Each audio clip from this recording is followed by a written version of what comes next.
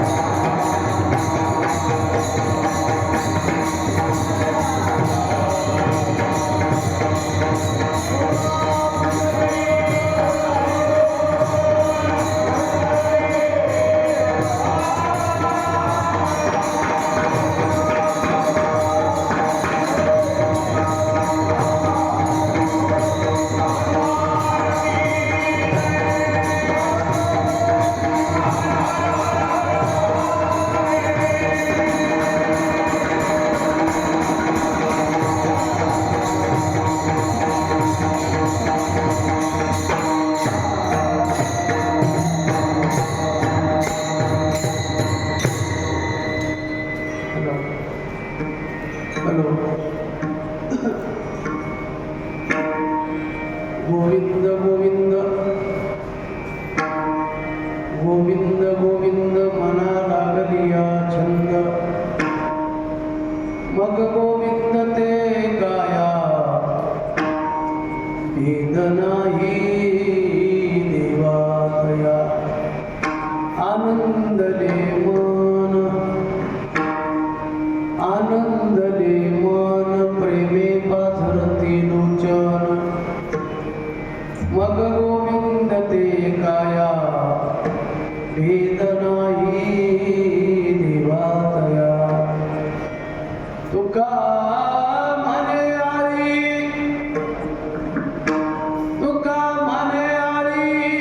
जिवे नुरेची वेगळी मग गोविंद ते गाया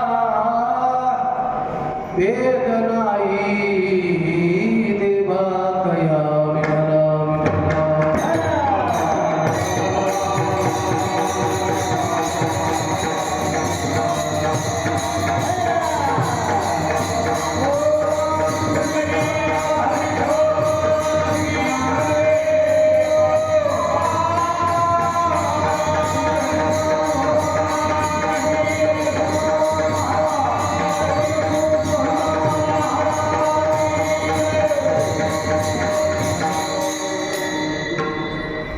गोविंद गोविंद मना लागलिया छंद मग गोविंद ते गाया भेद नाही देवातया विभुं वेणुनादं चरन्तं दुरन्तं स्वयं लीलया रूपवेशं दधानं गवामृन्दकानन्दनं चारुहासं परब्रह्मलिङ्गं भजे पाण्डुरङ्गाकरो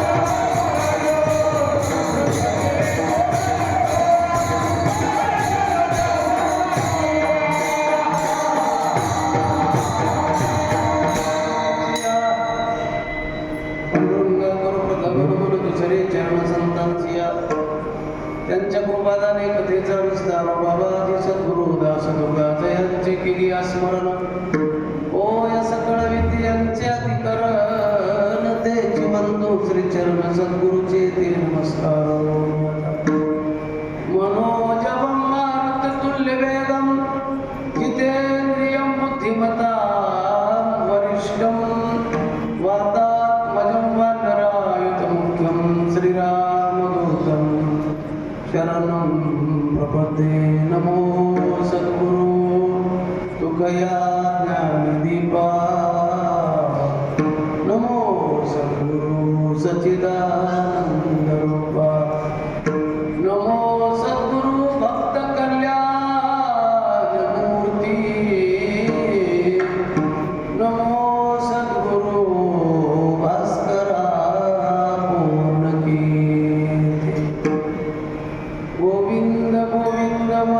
लागलिया छंद मग गोविंद ते काया भेद नाही देवातया. सेवेसाठी घेतलेला अनंत कृपा भूषित ज्ञानाचे सागर भक्तीचे आदरणाचे शिखर श्रीमंत श्री जगद्गुरु तुकोबरा यांचा 4 चरणाचा सर्वांच्या पाठपाठांतर परिचित असलेला एका धरणेकऱ्याला जगद्गुरु तुकोबरा आजच्या भंगातून उपदेश करत आहे. आपल्या बीड परगण्यातला एक धरणेकर आळंदीला गेला, ज्ञानोबरांच्या दरबारात धरणं धरलं. ज्ञानोबरांनी सांगितलं, बाबा ज्या हेतूने, ज्या अपेक्षेने, ज्या तळमळीने तुम्ही इथे आला, आपली इच्छा इथे पूर्ण होणार नाही, तुम्हाला देहूला जावं लागेल तुकोबरायला. आणि मग तो धरणेकरी तुकोबराकडे गेल्यानंतर तुकोबरायने त्याला 11 अभंग आणि 1 श्रीफळ या 2 गोष्टी दिलेल्या आहेत. पुढे त्यानं त्याग केला वगैरे आपल्याला त्याचा विचार करायचा नाही. त्या 11 अभंगापैकी हा एक अभंग धरणेकऱ्याला उपदेश केलेला अभंग आहे.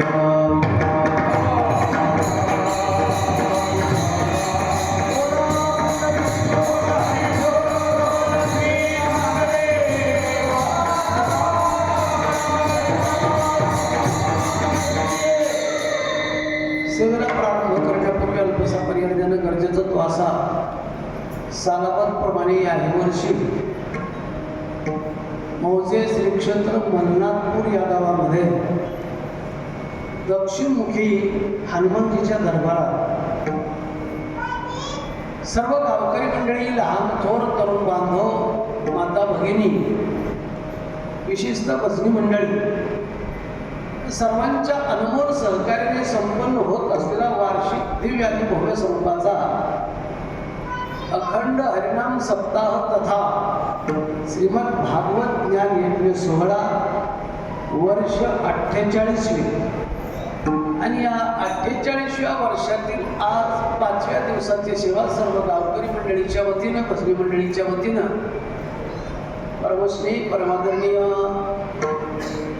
श्री हरिभाऊ मुसळे गावकरी मंडळीच्या वतीनं त्यांनी मला फोनवरून दिलेलं हे कीर्तन सेवेचं निमंत्रण, त्या माध्यमातून आपल्यासारख्या थोरा मोठ्यांच्या दर्शनाचा होत असलेला लाभ, मिळालेली सेवेची सुसंधी या न्यायाने वार्षिक उत्सवामध्ये आपल्या गावामध्ये येण्याचा योग, त्यानिमित्तानं सेवेचा योग, या सेवेसाठी उपस्थित महाराष्ट्रातील दिग्गज गुरुजन भजनी मंडळी, त्यामध्ये ज्यांच्या मुखातून आपण चाल ऐकली ते परमश्री परमादरणीय गुरुबंधू राजभाऊ महाराज कंचे, त्याचप्रमाणे मधू महाराज, त्याचप्रमाणे इकडून वशिष्ठ महाराज, त्याचप्रमाणे आमचे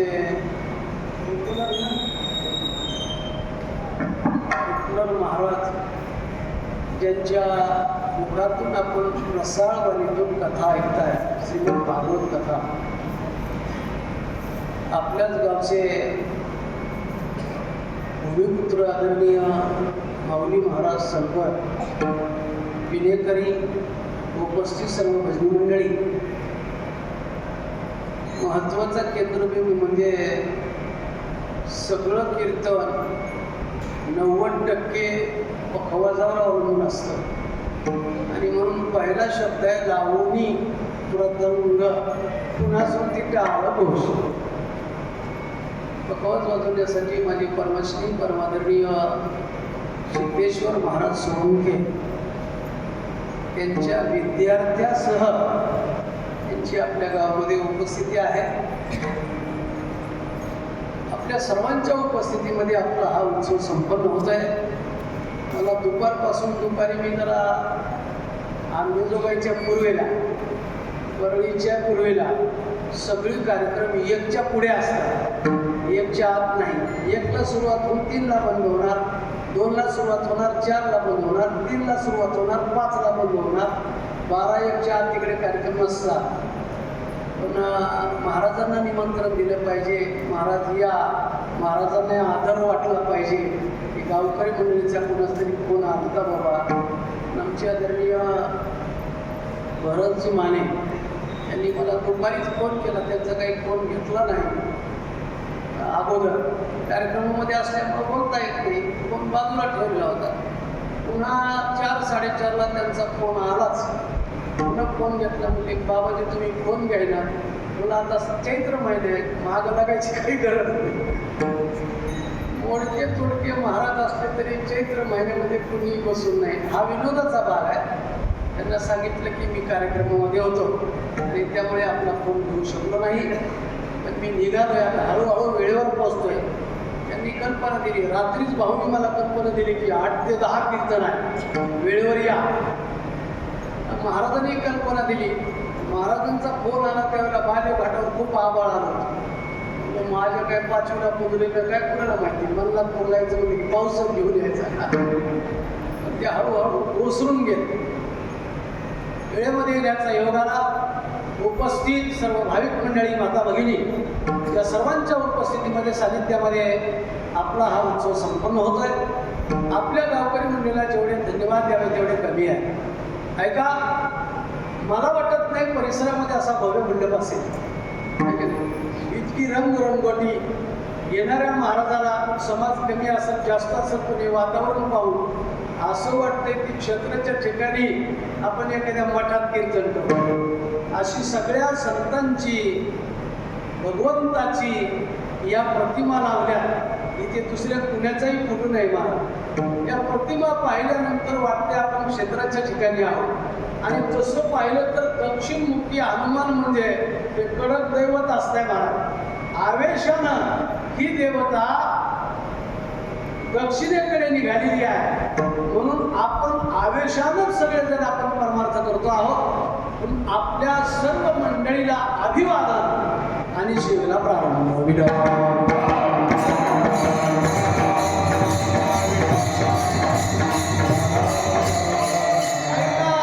वार्षिक उत्सव आहे, ग्रामदैवत भक्त हनुमंत आहे. नियम आहे की ग्रामदैवताच्या समोर त्या देवतेला जे आवडते ते आपण केलं पाहिजे, आहे की नाही. दुसरी गोष्ट नामचिंतन, नामयज्ञ आणि अन्नदान झालंच पाहिजे. त्याच्याशिवाय या भूमीला, प्रत्येक गावच्या भूमीला, गावाला शीतलता प्राप्त होत नाही. सुखाने, समाधानाने, आनंदाने जीवन जगायचं असेल तर आपलं जे ग्रामदैवत भक्त हनुमंत आहे त्यांच्यापुढे नामयज्ञ झाला पाहिजे, अन्नदान झालंच पाहिजे. पण आपण सर्व गावकरी मंडळी सगळ्यांना बरोबर घेऊन, एकत्रित येऊन या उत्सवाला प्रारंभ करून जवळजवळ आजच्या 5व्या दिवसाची सेवा पूर्णतेकडे जाणार आहे. म्हणून 5व्या दिवसाची सेवा माझ्याकडे आलेली आहे. नियम आहे, ऐका, कथा कीर्तन कशासाठी. अलीकडे माणसं थोडं जरा कीर्तनाची बी बैठक बदलली. माणसाला गाता गीता हे आवडत नाही.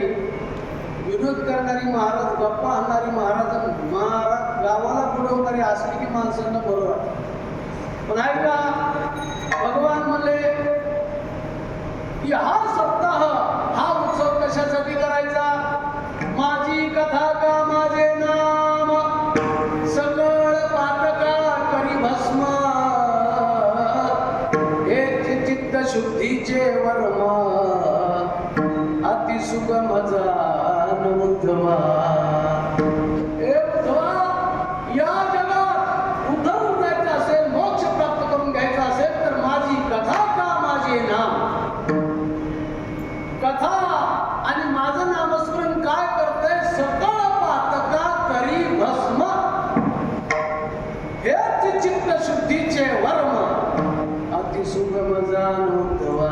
तुका म्हणे सुगम आहे सर्व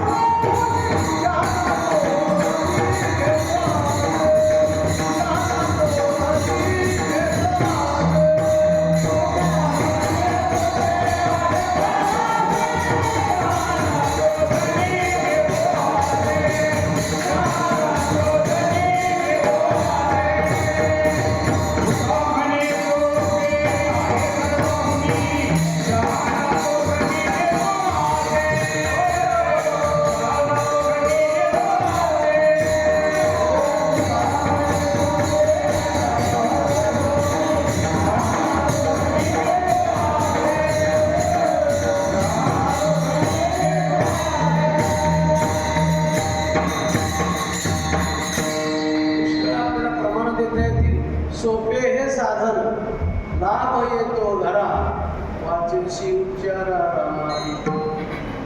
म्हणून सगळ्या या कलियुगामध्ये सगळ्या साधनात सोपं साधन कोणतं असेल तर भगवंताचं नाम असतं. वाचे नाम घेणे तू केची, वाचे नाम घेणे तू केची.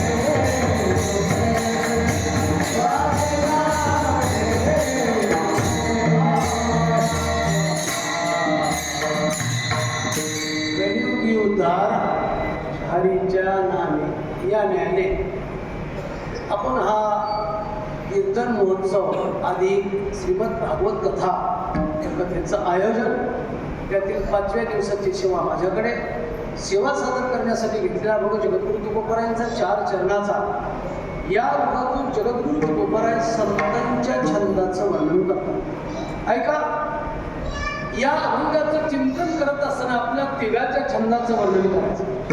जीवाचा छंद, देवाचा छंद आणि संतांचा छंद. आता जीवाचा काय छंद असतो तर जीवाचे अनेक छंद आहेत. बहुत छंद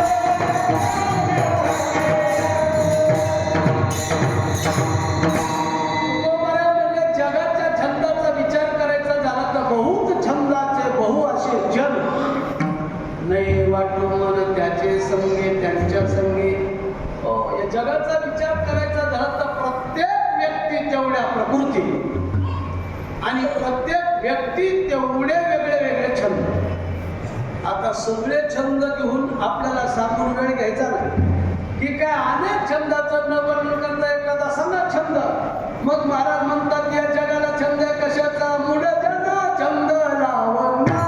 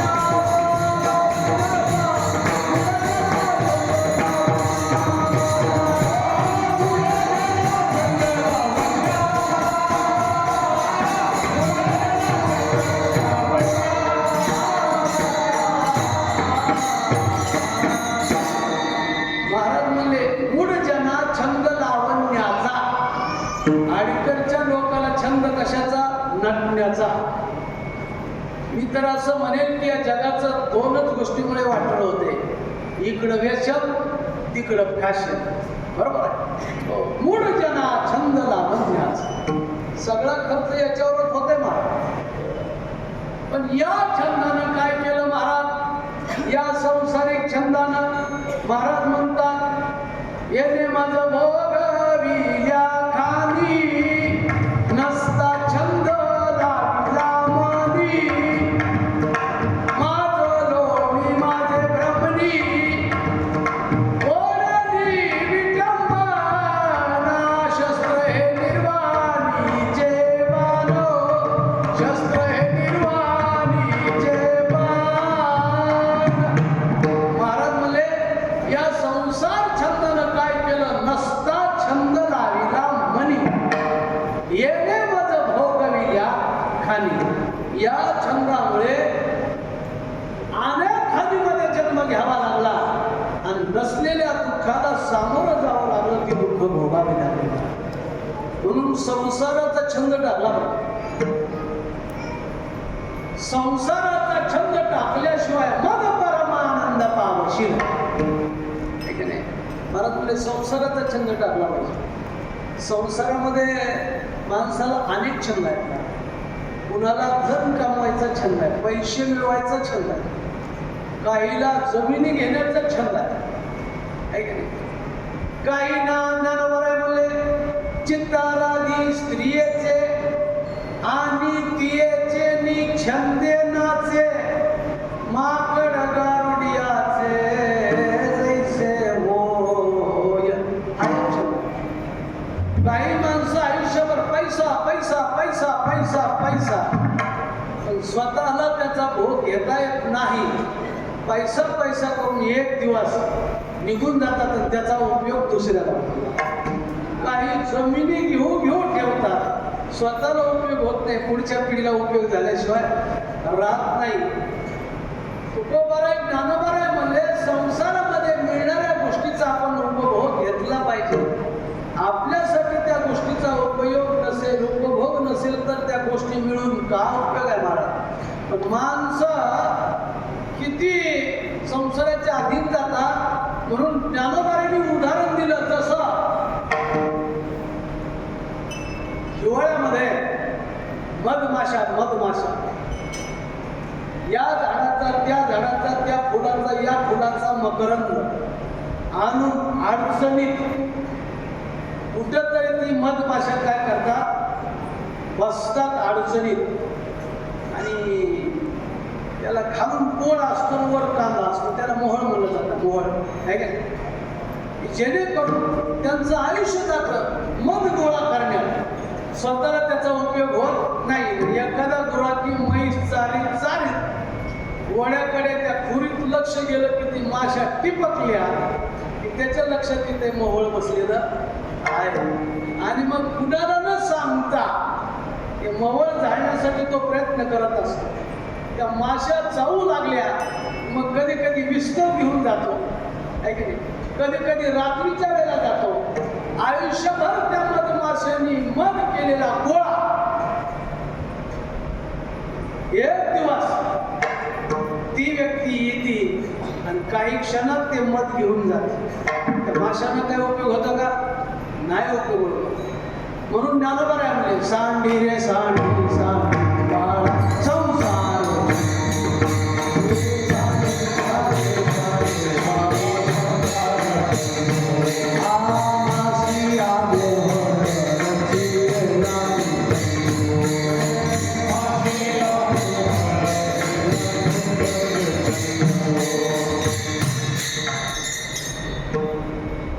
झाडून आणखी गेला तया फुकट जावे तू, तैशी परी गती होईल तुझा उपदेश आलो. जागरे पुत्र राया जाई श्री गुरु शरण, जागरे पुत्र राया जाई श्री गुरु शरण. गोबरा बोलले त्या मधमाशासारखी फजिती होऊ नये म्हणून सांडी रे सांडी सांडी बाळा संसार छंदू, संसाराचा छंद टाकला पाहिजे. तसं पाहिलं तर हा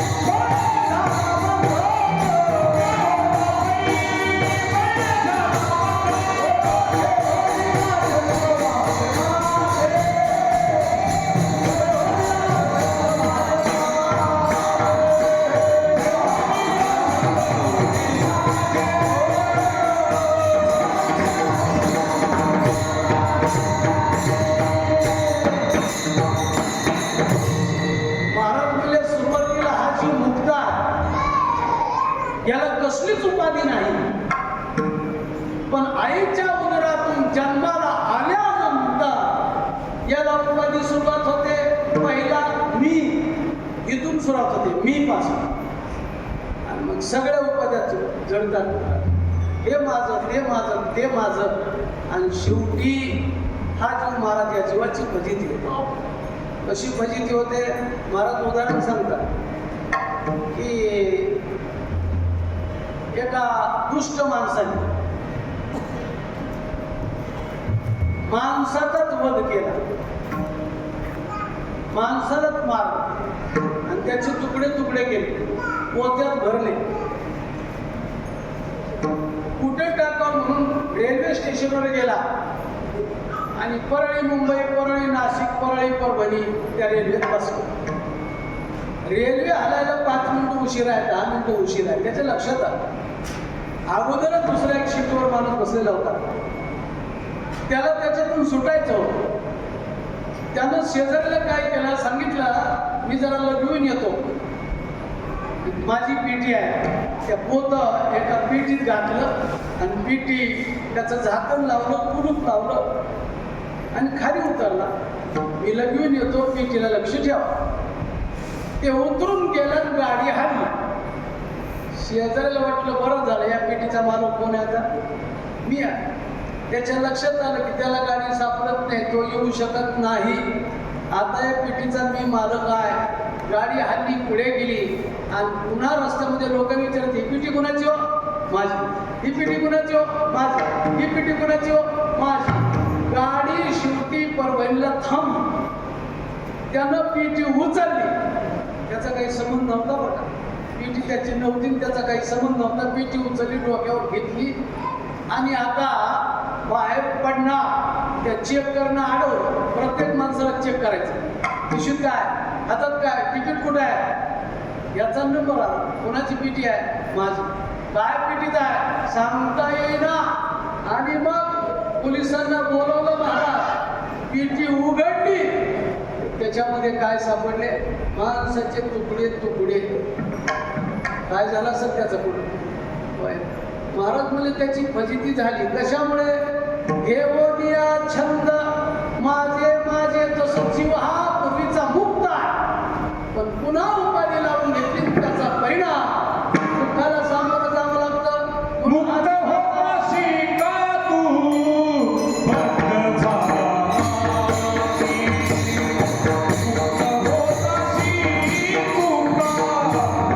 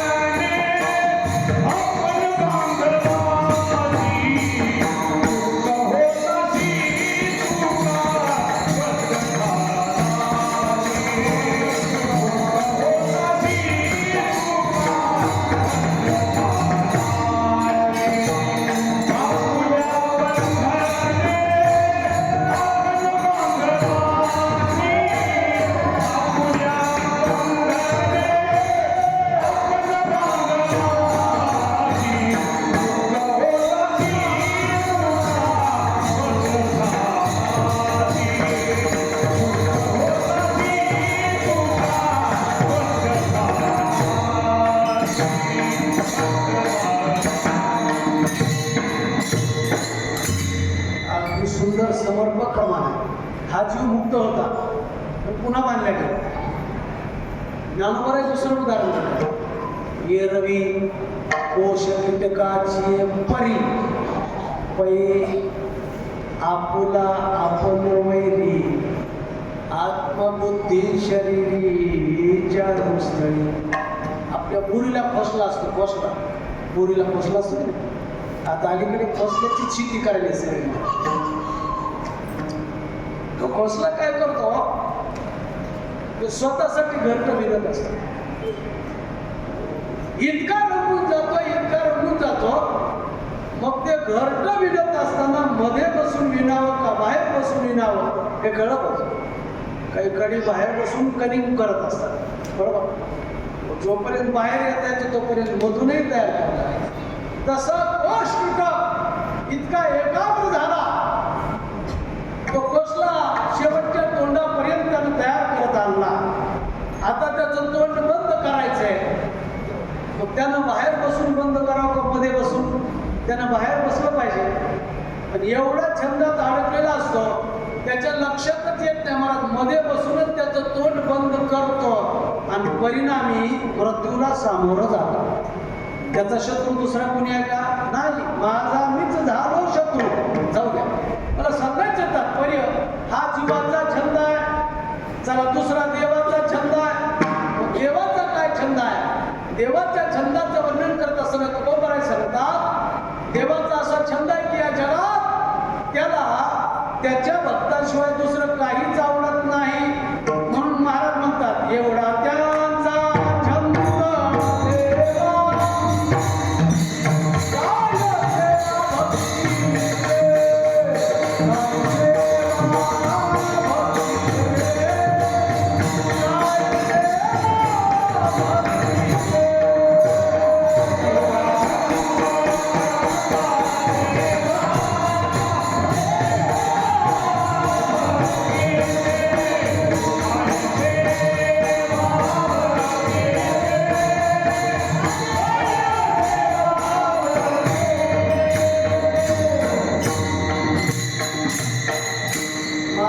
देवाच्या छंदाचं वर्णन करत असताना गवळी याची ताकपिरे कोण पोरे ती चांगली, एवढा त्यांचा छंद देवा, काय सेवा भक्ती ते. देवाला गोपाळांचा छंद होता. म्हणजे किती छंद होता? ते गवळ्याची लेकरं होते, पण गवळ्याच्या लेकराचं ताक उष्ट त्यानं पिलं. प्रसंग सांगितला जातो. पेंद्याच्या आईनं ताक केलं, ताक. आणि ताक करताना पेंद्या म्हणला, आई मला ताक प्यायचं. आईने विचार केला लेकराला स्वादिष्ट ताक वाटावं, म्हणून त्याच्यामध्ये मसाला, जिरे बिरे, कोथिंबीर टाकली. अलीकडच्या भाषेत त्याला मठ्ठा म्हणा, मठ्ठा म्हणा. असं महाराज चवदार ताक तयार केलं. ग्लासात म्हटला आणि पेंद्याचे पेंद्या घेता. पेंद्यानं तो ग्लास उचलला, तोंडाला लावला. एकच घोट तोंडामध्ये घेतला महाराज, नरड्या खाली गेला. मनापासून त्याला ताक आवडलं. आणि मग पेंद्याच्या लक्षात आलं, निसर्गानं दिलेल्या वस्तू माणसानं अगोदर देवाला अर्पण केल्या पाहिजे, आहे की देवाला अर्पण केल्या पाहिजेत. आणि आपण तर सुरुवातीला हे ताक आपणच करून घेतलं, ही चूक झाली आहे. आपण देवाला ताक दिलं पाहिजे. म्हणून दुसरा घोट तोंडामध्ये घेतला, मोठा घोट घेतला, ग्लास खाली ठेवला, पेंद्या उठला पळा. पेंद्याच्या म्हणून पेंद्या कुठं? पेंद्याला बोलता येत नव्हतं, बोलावं तर ताक खाली पडेल. पेंद्या तसंच पळा महाराज. वाळवंटामध्ये भगवान परमात्मा यमुनेच्या नदीकाठी होते, तिथं देवाला जाऊन हात मारू लागला. बोलताय ना देवा, करून त्यानं हात मारले, देवाला जवळ करून घेतलं आणि खून दाखवली, तोंड उघडा. देवाच्या लक्षात आलं काहीतरी आपल्यासाठी घेऊन आलेला आहे. देवानं तोंड उघडलं आणि तोंड उघडल्याबरोबर पेंद्यानं त्या ताकाची गुळणी तोंडात मारली आणि देवानं ते ताक पिलं. गवळी याची ताक पिले. पुढे तुकोबाराय म्हणले, कोण पोरे ती चांगली. पण ती काय पोरं चांगली होती का? पण देवाला एवढा त्यांचा छंद देवा, काय सेवा भक्ती. देवाचा छंद आहे कोणता? भक्ता उठी देवा आवडते काही.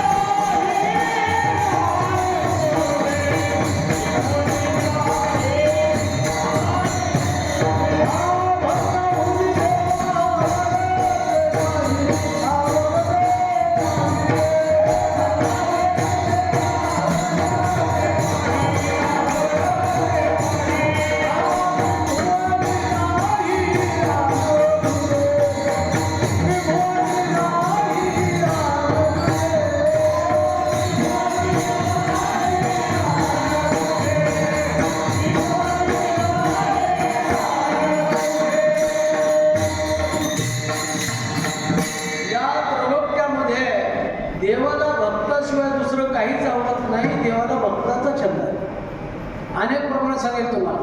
ज्या सुखा कारुणे देव वेडा बना वैकुंठ सोडोनी संता सदनी राहिला. धन्य धन्य संताचे सदन जेथे लक्ष्मी सहित शोभे नारायण ज्या सुखा कारणे देव वेडावला वैकुंठ सोडोनी संता सदनी राहिला. देवाचा आवडीचा विषय अर्थात देवाचा छंद भक्त आवडीचा विषय. जीवाचा छंद पाहिला, देवाचा छंद पाहिला. आता संतांचा काय छंद आहे? मग संतांच्या छंदाचं वर्णन करत असताना महाराज अभंगाचं पहिलं चरण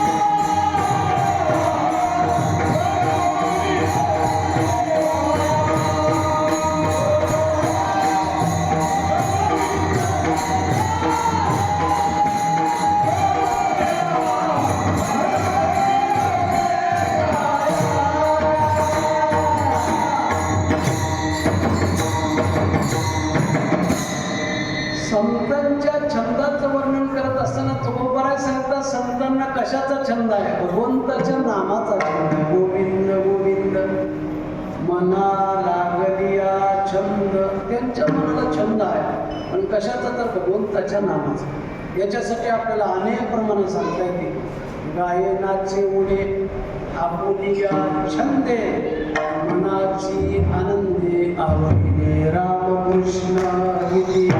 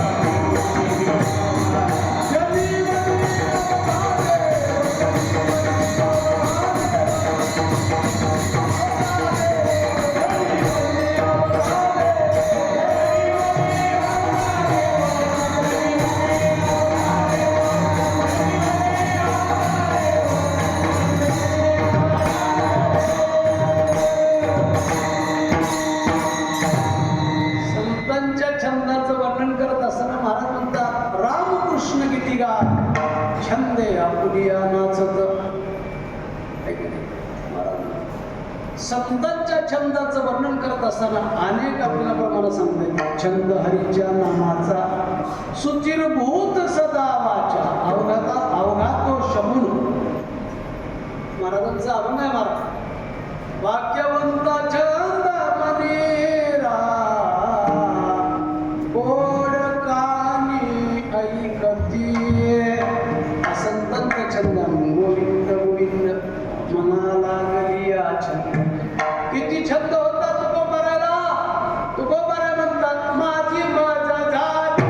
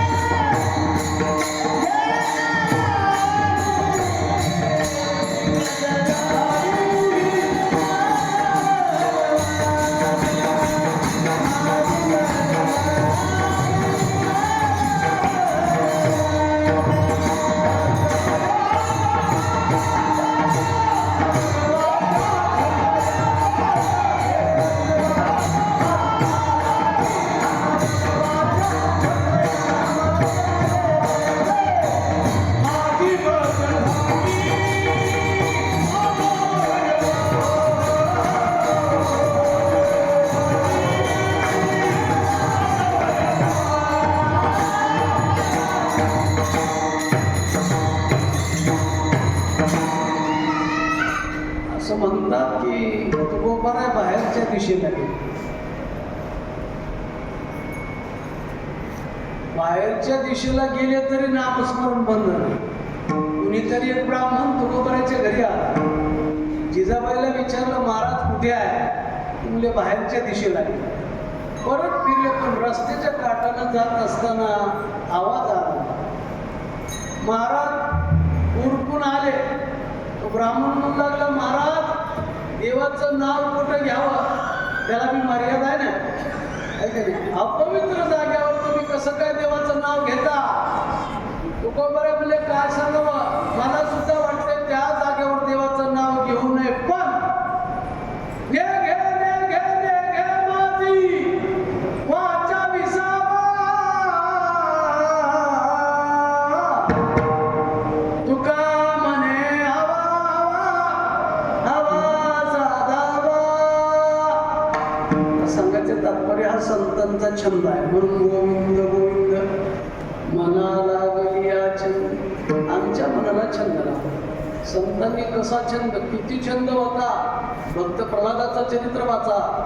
भक्त मीराबाईचं चरित्र वाचा. महाराज भगवंताचं नामस्मरण करत असताना कडाडून विरोध असताना सुद्धा भक्त प्रल्हाद रात्रंदिवस भजन करत होते.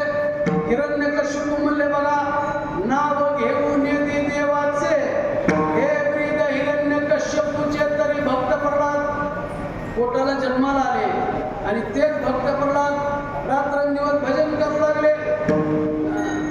लोक म्हणले या राजाचा कायदा फक्त लोकांसाठी दिसतो घरच्यासाठी मोठा. कानावर घातला आणि मग हिरण्यकश्यपूनं शासन केलं. 11 प्रयोग केले पोटच्या डोळ्याला संपवण्यासाठी. आपल्या विरोधात भजन करता येईल पण महाराज देव राखे तया मारील कोण. नमोडी काटा बदावन किंवा देवतारी त्याला सांगायचं तात्पर्य इतका नामाचा छंद होता. गोविंद गोविंद मनाला लागली या छंद. एका बरं इतका भगवंताचा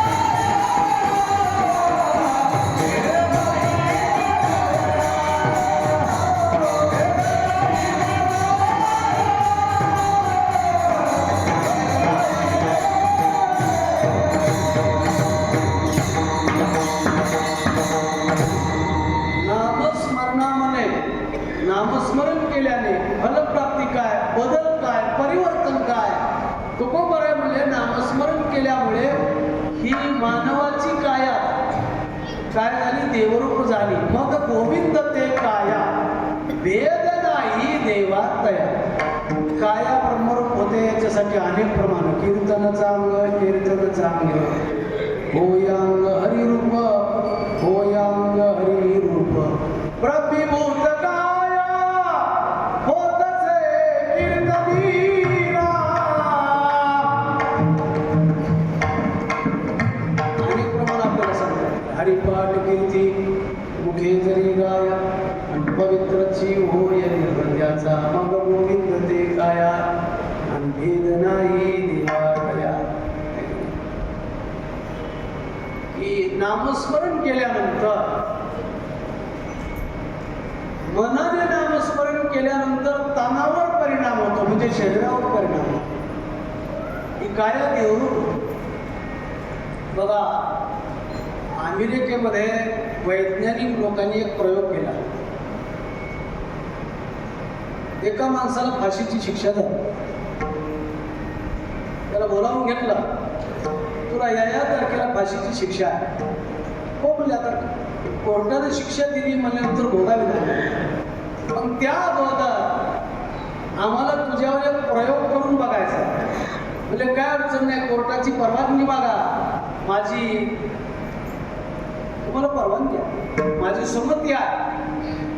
त्याला बोलवलं महाराज. त्यानं सांगितलं काय प्रयोग करणार तुम्ही, म्हणजे सांगतो आता. त्यांनी रेसचा घोडा आणला, घोडा बांधला पटवणार, आणि त्याच्या समोर एक विषारी साप घोड्यावर सोडला. त्या विषारी सापानं घोड्याचा चावा घेतला आणि घोडा तडफडून मेला. त्या वैज्ञानिकांनी सांगितलं हाच प्रयोग तुझ्यावर आम्ही करणार. करा म्हणजे असा बी मारणार आणि तसा बी मारणार. आणि ठरलेल्या तारखेला त्याला जेलमधून बाहेर आणलं. ते काळा भुरका बांधला आणि त्याच्यावर साप न सोडता उंदीर सोडला. दिसत नव्हतं त्याला मारा, काळं फडकं बांधलेला आहे. त्या उंदराने पायाला चावा घेतला, त्याला काय माहिती उंदीर आहे का साप आहे. तो आरोपी विचार करू लागला, एवढा रेसचा घोडा, सशक्त घोडा, साप चावल्यानंतर वाचला नाही. मी तर माणूस आहे, मी काय वाचणार. म्हणून महाराज काही क्षणात त्यानं प्राण सोडला. त्या वैज्ञानिकांनी अमेरिकेमध्ये वर्तमानपत्रात बातमी दिली, माणसाच्या मनावर परिणाम झाला की तणावर होतो. हाच विचार 350 वर्षापूर्वी तुकोबाराय म्हणतात, मग गोविंद ते काया, त्या निध्यात पंढरीराया, मनासहित पालते काया, मनासहित पालते काया, मनासहित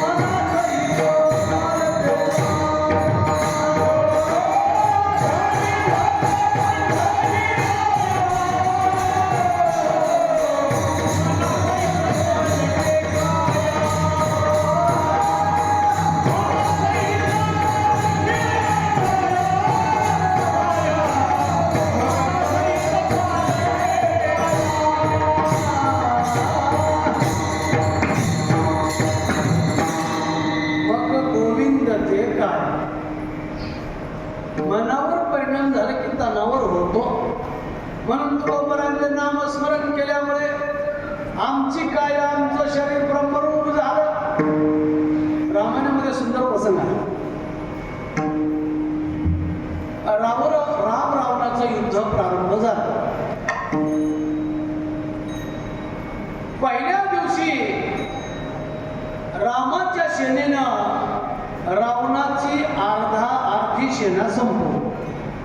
दिवस मावळा, सेना आपल्या आपल्या शिबिरात आहे.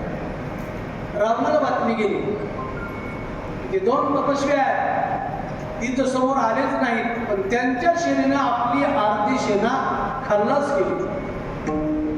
रावण विचार करत असला, हे काय झालं, आता काय करावं, डोळ्याला डोळा नाही. आणि मग मध्यरात्री मुलगा इंद्रजीत जवळ आला. बाबा कशाचा विचार करताय? मेघनाथा, अर्धी सेना खतम झाली आहे, कसं होईल आपलं? विचारत आहे की तपस्वी बलवान दिसतोय, काय होईल आपलं? त्यावेळेला इंद्रजितानं सांगितलं, छातीला हात लावून, बाबा तुम्ही कशाला काळजी करताय? 33 कोटी देवाचा इंद्र, त्याच्याबरोबर मी झुंज दिलेली आहे. अरे तपस्वी मृत्यूलोकातले आहेत, काय करतील? उद्या मी जातो. सरसेनापती मेघनाथ अर्थात इंद्रजित झाला आणि सेना घेऊन रणांगणावर आला. दुसऱ्या दिवशी दुपारपर्यंत मात्र रामाचं अर्ध सैन्य संपवलं. दुपारी विश्राम झाला. रामाला कळालं की आज मात्र आपली सेना अर्धी गेली आणि राहिलेली वानरं घाबरली. राम विचारत आहेत. त्यावेळेला लक्ष्मण जवळ आला. दादा कशाचा विचार करताय? लक्ष्मणा, अर्धी सेना घाबरली, अर्धी संपली आहे, काय करावं मला कळत नाही. लक्ष्मण मला, दादा आशीर्वाद द्या, मी जातो, मी लढतो. आणि मग त्यावेळेला प्रभूने आशीर्वाद दिला. लक्ष्मण, नळनीळ, जांबवंत, हनुमंत ही सगळी मंडळी महाराज निघाली, युद्धभूमीवर आले आणि युद्धाला प्रारंभ झाला. युद्धाला प्रारंभ झाल्याबरोबर पहिल्याच बाणामध्ये लक्ष्मणाने इंद्रजिताच्या रथाचा चक्का चूर केला. इंद्रजित घाबरला. बाप्रेमला मध्यरात्री बाबा म्हणत होते तेच खरं झालं. इथे तपस्वी महाबलवान आहे, त्यानं तर एकाच बाणामध्ये माझा रथ चक्काचूर केला. इंद्रजित माये रूप घेऊन ढगाच्या आड लपू लागला आणि ढगातून बाण मारू लागला. दुपारच्या सत्रात घनघोर युद्ध चालू आहे आणि इंद्रजितानं वीरघातिनी म्हणून शक्ती सोडली आणि ती वीरघातिनी शक्ती वेगाने आली आणि लक्ष्मणाच्या काळजात ती शक्ती घुसली. भर भर भर रक्त वाहू लागलं. लक्ष्मणाला मूर्छा आली. लक्ष्मण खाली पडला. मला एक 4-5चा दरम्यान होता. पुढं युद्ध संपलं. दिवस मावळावरून योद्धे आपल्या आपल्या शिबिरामध्ये येऊ लागले. आता कुणीच नाही. इंद्रजित सैन्याला म्हणू लागला, उचला त्या लक्ष्मणाला आणि घ्या त्या शिबिरात. ते योद्धे लक्ष्मणाला उचलू लागले, पण शेष अवतार लक्ष्मण काही उचलत नाही. इंद्रजित म्हणले, तुम्ही सरका बाजूला, मी उचलतो. आणि इकडे 5 वाजता सगळे योद्धे शिबिरात आले आणि प्रभूला लक्ष्मण दिसत नाही. सुग्रीव, नळनीळ, जांबवंत महाराज, मेरा लखन कहाँ है? माझा लक्ष्मण कुठे आहे? लक्ष्मण दिसत नाही. सगळे आलेले दिसत आहेत पण लक्ष्मण दिसत नाही. येईल म्हणजे आताच युद्ध संपलंय. नाही बघा, मला रुकरूक वाटते. त्यावेळेला हनुमंतांनी तिथून निघाले, युद्धभूमीवर आले तर हा इंद्रजित लक्ष्मणाला उचलतोय. लक्ष्मण उचलत नाही. आणि मग त्यावेळेला हनुमंतांनी मोठा जयघोष केला, जय श्रीराम म्हणल्याबरोबर इंद्रजित पळून गेला. आणि इंद्रजित पळून गेल्यानंतर हनुमंतांनी अलगद लक्ष्मणाला उचललं, शिबिरामध्ये आणलं. ती शक्ती लागलेली, मूर्छा आलेली, रक्त भळभळ वाहते. शिबिरात आणलं. हनुमंतराय घेऊन येतात. सगळे पाहतात सगळे एकत्रित आले. प्रभूंनी पाहिलं आणि प्रभू मात्र आज परीक्षेत नापास झाले. बसले खाली लक्ष्मणाची अवस्था पाहिली, धार मोकळून रडू लागले. लक्ष्मणाचा मुंडका आपल्या मांडीवर घेतलाय, विचार करू लागले आता सुमित्रा मातेला काय सांगू, कौशल्य मातेला काय सांगू, काय करावं म्हणून रडू लागले. वानरही रडू लागले. अशा वेळेला विभीषण म्हणला, प्रभू आता रडण्यात वेळ घालू नका. मग त्यांना कोणत्या तरी वैद्याकडे नेलं पाहिजे, औषध दिलं पाहिजे, दुरुस्त केलं पाहिजे. रडून चालणार नाही म्हणजे मग कोण वैद्य आहे.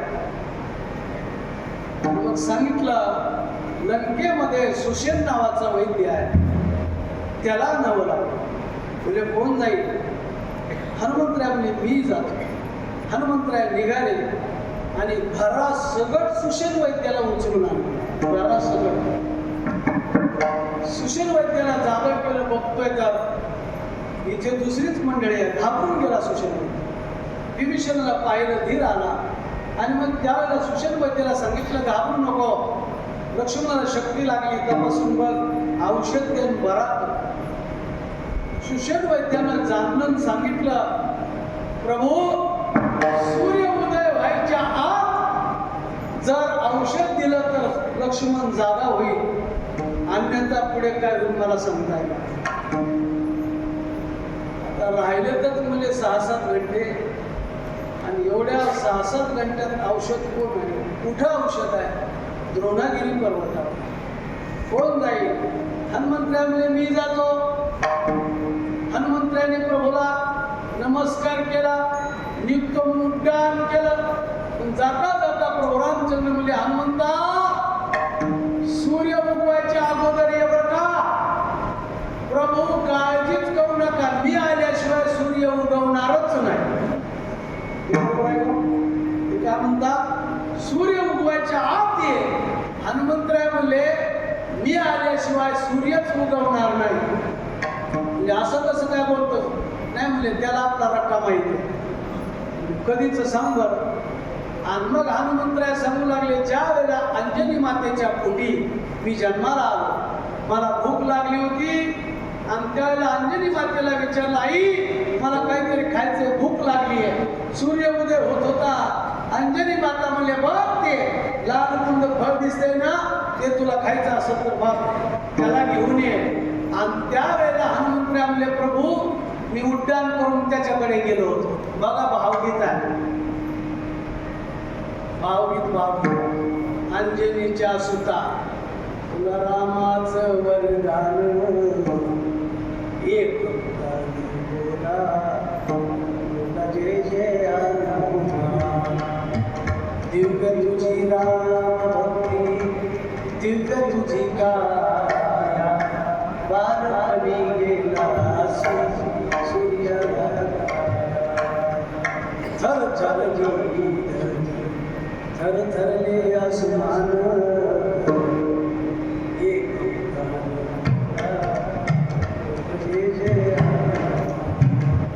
पुढेही त्याच्यात वर्णन आहे. लक्ष्मणाला मूर्छा आलेली, हनुमंतराय गेलेले, चला जाऊ द्या, वेळ झाला आपला कीर्तन संपायची वेळ आली. आणि मग त्यावेळेला हनुमंतरायने उड्डाण केलं, गेले महाराज काळनिमीनं अडवला. रामायण सगळ्याला पाठ काळनिमीला संपवलं आणि द्रोणागिरी पर्वत उचलला. आकाश मार्गाने घेऊन निघाले. नंदीग्रामामध्ये राजा भरत होते. आकाश मार्गाने हनुमंतराय द्रोणागिरी पर्वत घेऊन निघालेले पाहिले. त्याचं वर्णन भावार्थ रामायणामध्ये केले महाराज नाथ महाराज. शक्ती बळे इंद्रजीत, भावार्थ रामायण नाथ महाराजांनी वर्णन केले. रती पाडीला उर्मिला कांत, हनुमान जाओ निरातोरात, द्रोण पर्वतानी यला. वाचणारे सांगणारे सांगतेत ना, जसं निघाले हनुमंतराय नंदीग्रामावर असलेल्या भरतानं पाहिलं आकाशात. अरे विमानाला तर विमानाला 1-2 दिवे चमकतात. बरेच दिवे चमकाले. बहुतेक कुणीतरी राक्षस माझ्या दादावर संकट घेऊन चाललेला दिसतोय. आणि मग त्याच वेळेला भरताने धनुष्याला बाण लावला, टोक नसलेला मुंडका बाण लावला आणि हनुमंतरायला खेचलं खाली.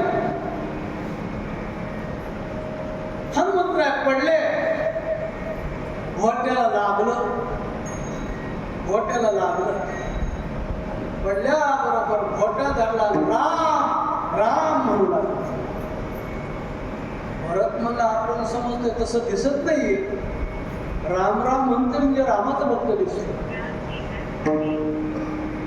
आणि मग उठले, लंगडत आले भरताकडे. भरताला पाहिलं हनुमंतरायने, एवढं तोंड सुख घेतलं कारण भरत रामासारखे दिसत होते. प्रभू तुम्हाला माझ्यावर भरोसा नव्हता?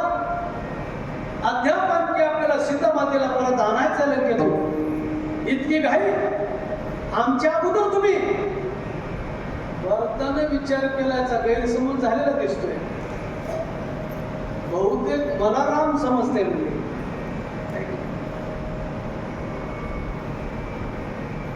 भरत म्हणले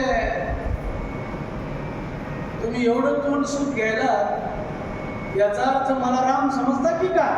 म्हणजे मग कोण आहे तुम्ही? नाही म्हणे मी रामाचा भाऊ, माझं नाव भरत आहे. भरत म्हणल्या बरोबर हनुमंतराय पुढे आले आणि भरताच्या चरणावर मस्तक ठेवलं. हनुमंतराय लंगडत आले. त्यावेळेला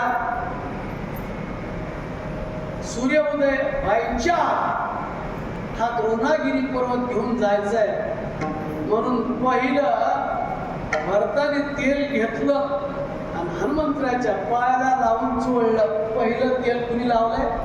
भरताने. कबीर महाराज म्हणले लेने देने को कुछ नहीं, सब नसीब का खेल. विभीषण को लंका मिली, हनुमान जी को तीर. हा प्रारब्धाचा भाग असतो. हनुमंतरायला दुरुस्त केलं आणि मग सांगितलं हनुमंता मी राम नाही, मी भरत आहे. अहो तुम्ही तर रामासारखे दिसतात. का दिसणार नाही? चित्ते मुकुंदो वदने मुकुंदो, दृष्टे मुकुंदो, श्रवणे मुकुंदो. माझ्या चित्तात रामच आहे, माझ्या मुखात रामच आहे, माझ्या दृष्टीत रामच आहे, माझ्या श्रवणात रामच आहे. तर मी रामासारखा का दिसणार? दृष्टांताचा सिद्धांत सांगायचा आहे. नामस्मरणाने आपल्याला स्वरूप शक्ती मिळत असते. काय स्वरूप शक्ती मिळत असते? म्हणून तुकोबाराय म्हणतात मग गोविंद ते काया. नामस्मरण केल्यामुळे माझी काया गोविंद रूप झाली. ज्ञानोबाराय सुद्धा हरिपाठामध्ये म्हणतात मातृ पितृ भ्राता स्वगोत्र अपार आणि चतुर्भुज नर होऊन ठेले मग गोविंद ते काया. आणि भेद नाही देवातया, देवातन आमच्या भेदच नाही. तेची संत ज्यांचा हित विठ्ठली, ज्यांचा हित विठ्ठली. भगवंताचं नामस्मरण केल्यामुळे भगवंताचं स्वरूपच प्राप्त झालं. ऐका लोकले ज्ञान जगीत कोण अवतार पांडुरंग नाव ठेवी ज्ञानी आरती जनराजा महाकवी. किंवा तुकिता तुलनेशी ब्रह्म तुका असे आले म्हणून रामेश्वरी चरणी मस्तकी. त्याच्यामध्ये आले सच्चिदानंद मूर्ती. अर्थात तुकोबरायनं सुद्धा भगवत स्वरूपाता प्राप्त झाली म्हणून मग गोविंद ते काया. वेदना ही देवातया विडोपार.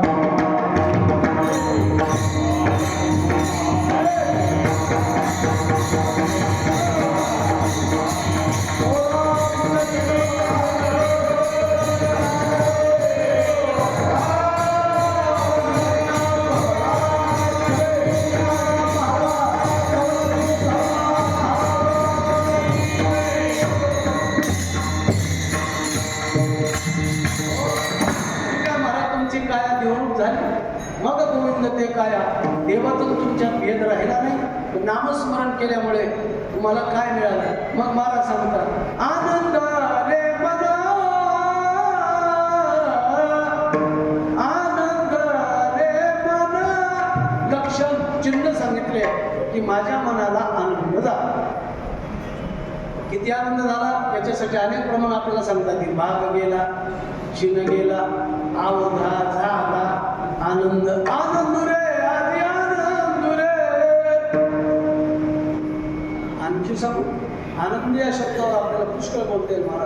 महाराज म्हणले माझं मन आनंद, माझ्या मनाला आनंद झाला आणि त्याचा परिणाम प्रेमे पाजरती लोचन. दुसरं प्रमाण सांगतो, कंठी प्रेमे दाटे नाही नी निरलोके हृदयी प्रगटे राम.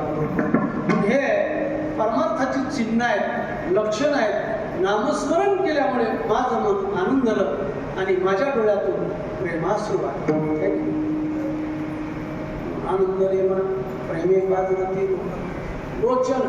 आणि मग तुमची अवस्था कशी झाली? मग महाराज सांगतात तुका म्हणे आळी जिवे नुरे जिवे गई. त्या आळीप्रमाणे माझी अवस्था झाली. कशी? बघा, आपल्या व्यवहार असं म्हणतात की गांनी, तिला दुसरा शब्द आहे कुंभारी. बघा, कुंभारी शब्द आहे कुंभारी. कुंभारी काय करते? एरंडावरच्या कापसावरच्या आळ्या उचलते आणि ती आळी उचलून काय करते? आपल्या घरट्यात आणते. कुंभारी कळते ना, आपल्या भिंतीला घरटं केलं असतं बघा पक्क. आणि मग ती आळी आणते त्या घरट्यात ठेवते. तिनं बाहेर जाऊ नये म्हणून कुंभारीन बाहेरून येते, तिला टोचा मारते आणि उडून जाते. बाहेरून येते, टोचते आणि निघून जाते. ती आळीला ध्यास लागते, आता कुंभारीनी टोच मारे, कुंभारीनी टोच मारे, कुंभारीनी टोच मारे. आणि मग त्या कुंभारणीचं ध्यान करून करून त्या आळीला पंख फुटतात आणि ती आळी त्या कुंभारणीसारखी आकाशात उडून जाते. याच्यासाठी ज्ञानोबारांच्या काही ओव्या आहेत, तुकोबारांचे प्रमाण आहेत, नाथ महाराजांचे काही ओव्या आहेत. महाराज म्हणतात ती आळी जशी आळी असून चिंतन करून करून काय झाली? ती कुंभारीन झाली. चुका म्हणे आळी जिवे नुरेची वेगळी. तसं आमचं आम्ही नामस्मरण करून करून देवता या रूपाला प्राप्त झालो. ज्ञान देव, बरोबर, सोपान देव, चांग देव, नाम देव. ते तुमच्यासारखेच होते, पण नामस्मरण करून देव झाले. तसं तुकोबाराय म्हणतात आम्ही सुद्धा तुका राम झालो. राम तुका म्हणे आळी जिवे नुरेची वेगळी.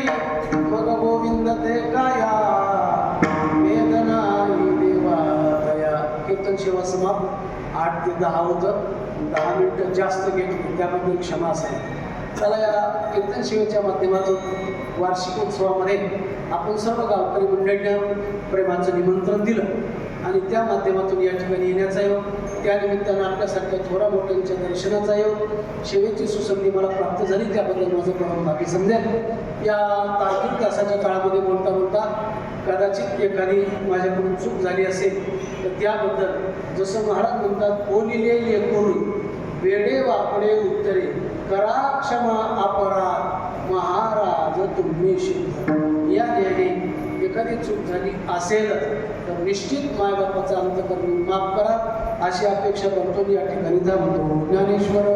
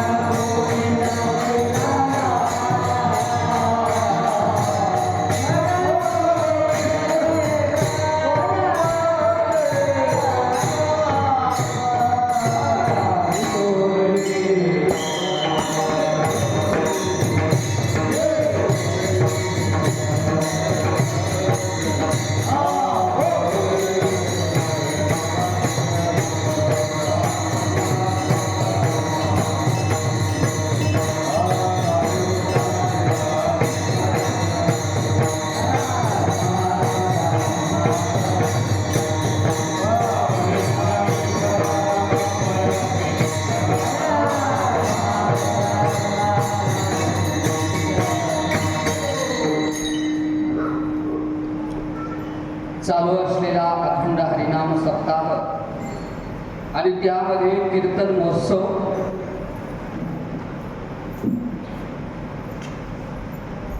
आजच्या 5व्या दिवसाची चिंतन सेवा आदरणीय हरिभक्त परायण विनायक महाराज काजगुंडे यांनी या ठिकाणी वेळेमध्ये येऊन सुंदर अशा प्रकारे चिंतन सेवा केली.